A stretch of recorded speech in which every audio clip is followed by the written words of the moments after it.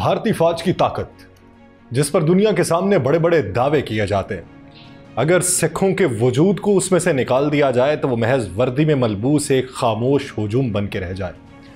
सिख ना सिर्फ भारतीय फौज के दिल की धड़कन है बल्कि उसकी रीढ़ की हड्डी भी। सबसे ज्यादा तमगे हासिल करने वाली सिख रेजिमेंट सिर्फ एक अस्करी यूनिट नहीं बल्कि उनका एक नजरिया, जो कुर्बानी, गैरत और बहादुरी की लाजवाल अलामत है। हर साल भारतीय पंजाब से 7,800 नौजवान फौज में शामिल होते हैं और ये तादाद उत्तर प्रदेश के बाद सबसे ज्यादा। लेकिन फर्क ये है कि पंजाब के ये नौजवान, खुसूसन सिख, सिर्फ मुलाजमत के लिए नहीं आते, वो रिवायत, फख्र और नस्ल दर नस्ल कुर्बानी के जज्बे के वारिस बन के आते हैं। आज अगर आप भारत के फौजी अस्पतालों, बॉर्डर पोस्ट या शोहदा की कब्रों के ऊपर जाएं जो भारतीय हैं, तो सबसे नुमाया नाम सिखों के होंगे।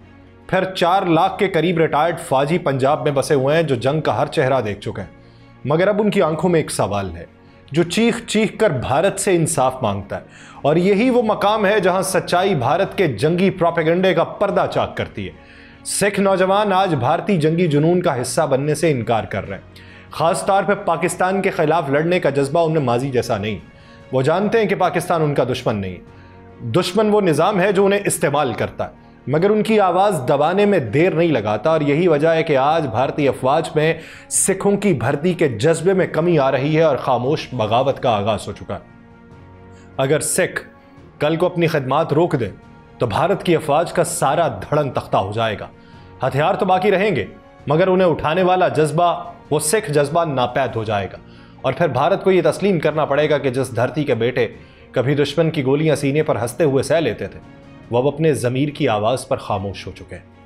आप सब पर सलामती हो। मैं यासिर रशीद हूँ और आप देख रहे हैं 92 डिजिटल।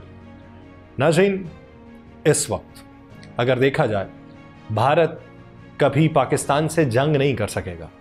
ये महज एक कयास नहीं है बल्कि ज़मीनी हकीकत है, क्योंकि अगर भारत ने पाकिस्तान से जंग छेड़ी तो उस जंग का दूसरा महाज खुद उसके अंदर खुल जाएगा और वो महाज कहीं ज़्यादा ख़तरनाक होगा।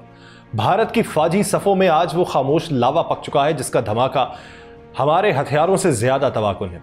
हिंदुस्तानी फ़ौज जो माजी में पाकिस्तान के खिलाफ सीना तान के खड़ी होती थी, चाहे खोखली ही खड़ी क्यों ना हो, आज खुद अपने अंदर छुपे एक नादीदा महाज से खाइफ है, क्योंकि उसके अंदर मौजूद सिख अब सिर्फ भारतीय फौजी नहीं है बल्कि वो पाकिस्तान के खैर खा और अपनी शनाख्त के मुहाफ़िज़ बन चुके हैं।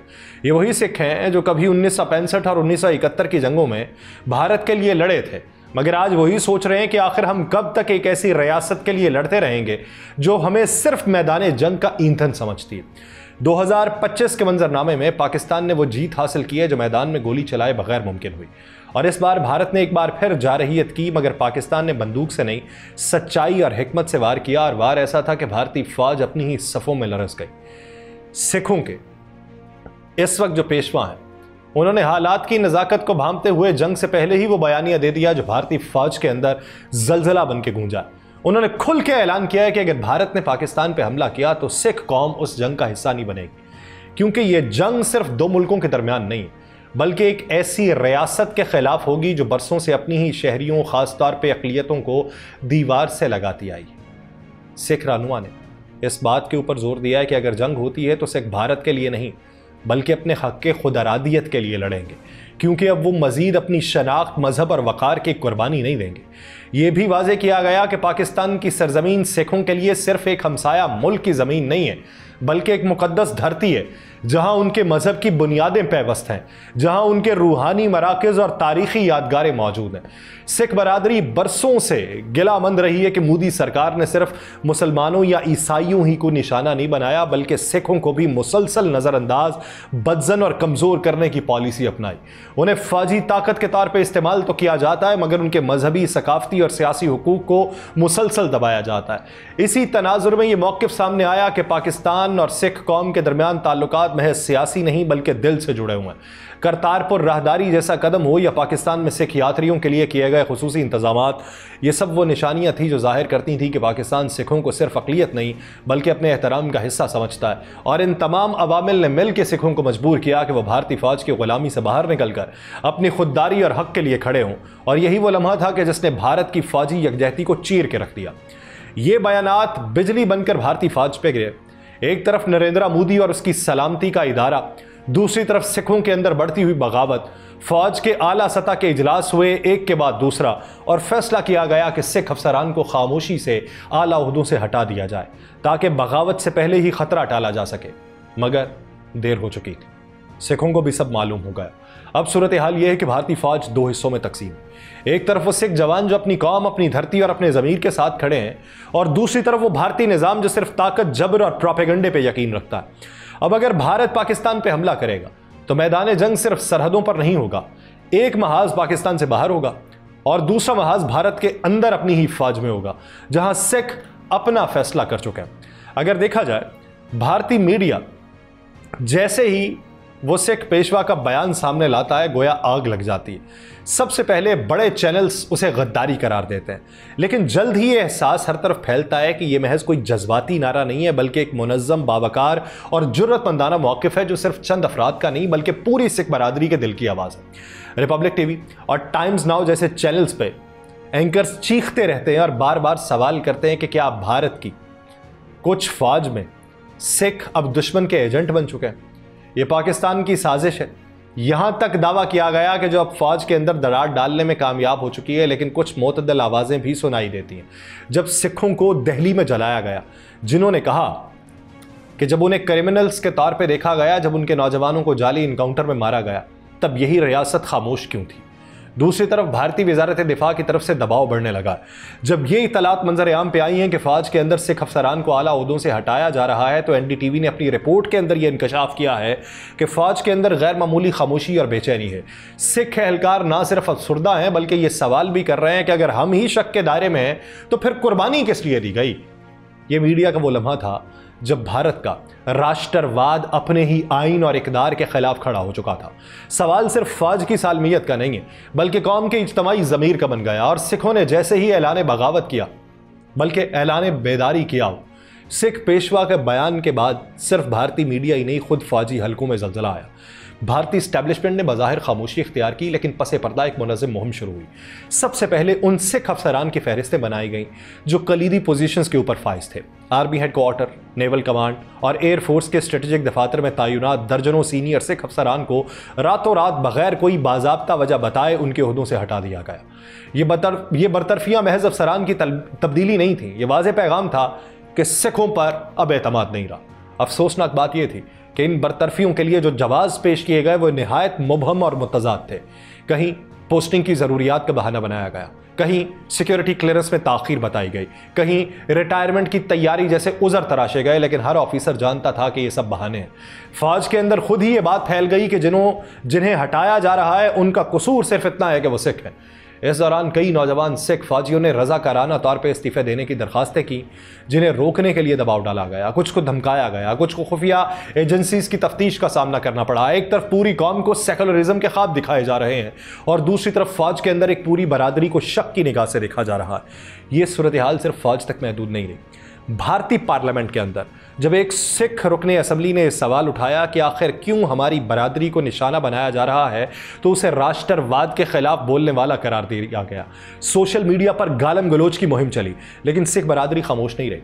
ना भारत में, ना बैरून मुल्क, कनाडा, बरतानिया, अमेरिका और ऑस्ट्रेलिया में सिख डायस्पोरा ने बड़े पैमाने पर एहतजाज शुरू किया और भारतीय सफारत खानों के सामने सवाल किया कि हम भी अब दुश्मन करार दिए जाएंगे।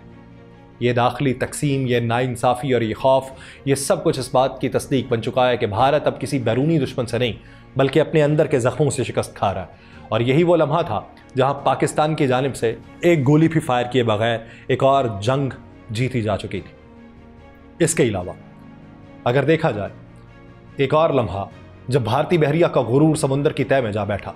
हिंदुस्तान के एयरक्राफ्ट कैरियर INS विक्रांत के कमांडर कैप्टन बांद्रा सिंह बैनस, जो ना सिर्फ एक तजर्बाकार नेवल ऑफिसर थे बल्कि सिख बरादरी का फख्र समझे जाते थे, उनको अचानक मुअत्तल करके गिरफ्तार कर लिया गया।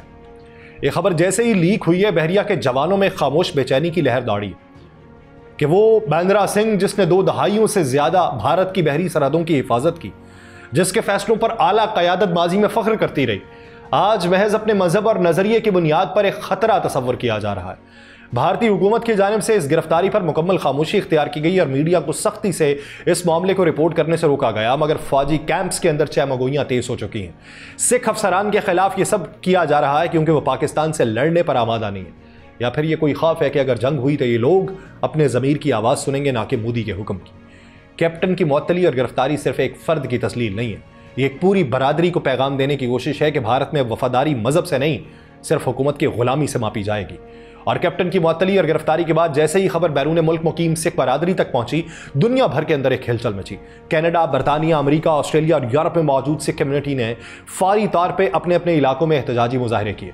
उन्होंने भारत पर मजहबी इम्तियाज, सियासी इंतकाम और सिखों के बुनियादी इंसानी हुकूक की खुलम खुला खिलाफ वर्जी का इल्जाम आयद किया।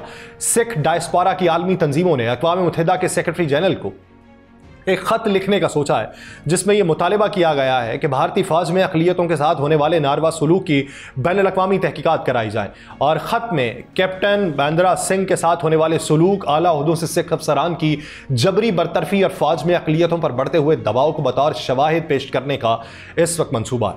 और अक़वाम मुत्तहिदा के इंसानी हुकूक कमीशन को इस मामले के ऊपर नोटिस लेने की अपील की जाएगी। उसके साथ ही एमनेस्टी इंटरनेशनल और ह्यूमन राइट्स वॉच जैसे इदारे भी मैदान में आएंगे, जो रिपोर्ट्स जारी करेंगे जिनके अंदर यह कहा गया होगा कि भारत की जमहूरियत अब एक ऐसी बंद गली में दाखिल हो चुकी है जहां अक़लियतों को सिर्फ इसलिए निशाना बनाया जा रहा है कि वह ताकत के सामने झुकने को तैयार नहीं। कैप्टन की रिहाई का मुतालिबा किया जा रहा है। सिख अफसरान के खिलाफ शुरू की गई खुफिया कार्रवाइयां बंद करने का मुतालिबा किया जा रहा है और फौज के अंदर मजहबी और नस्ली हम आहंगी को यकीनी बनाने के लिए इस्लाहात नाफिज करने का मुतालिबा किया जा रहा है। बैनुल-अक़वामी दबाव बढ़ रहा है कि भारत को सख्त खटाई में डाला जाएगा। अक़वाम मुत्तहिदा की सिक्योरिटी काउंसिल को इसमें लूप में लेने की बातें हो रही हैं। यूं भारत की अंदरूनी जारहियत अब आलमी बरादरी की अदालत में आएगी, जहां सिर्फ ताकत नहीं, सच और इंसाफ की गूंज भी सुनाई देगी।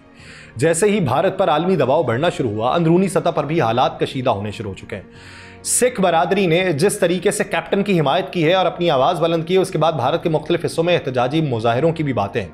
खासतौर पर पंजाब और दिल्ली में सिखों की तादाद ज़्यादा होने की वजह से सूरत हाल संगीन हो सकती है और यह एहतजाज सिर्फ भारत तक महदूद नहीं रहेगा। कनाडा, बरतानिया और अमेरिका जैसे ममालिक में भी सिख कम्युनिटी सड़कों के ऊपर निकलेगी। इस दौरान आलमी मीडिया भारत की फौजी ताकत और अंदरूनी मजहबी इम्तियाज पर सवालात उठाएगा और बैनुल-अक़वामी सतह पर भारत को जवाबदेह ठहराने का मुतालिबा किया जाएगा। इन तमाम एहतजाजात और बैनुल-अक़वामी दबाव के नतीजे में भारत की हुकूमत को चंद अहम फैसले करना पड़ेंगे कि जबरी बरतरफियों का सिलसिला रोके, सिखों के हुकूक की बहाली के इक़दाम करे और सिखों के दरमियान एक नई सोच को परवान चढ़ाए, जो अब सिर्फ दिफाई तौर पर नहीं बल्कि अपने सियासी हुकूक के लिए आवाज़ बुलंद कर रहे हैं। तो देखिए कि एक गैर एलानिया इमरजेंसी जो इस वक्त भारत के अंदर नाफिज की जा चुकी है, इसका नतीजा क्या निकलता है। मुझे दीजिए इजाज़त। अल्लाह निगहबान।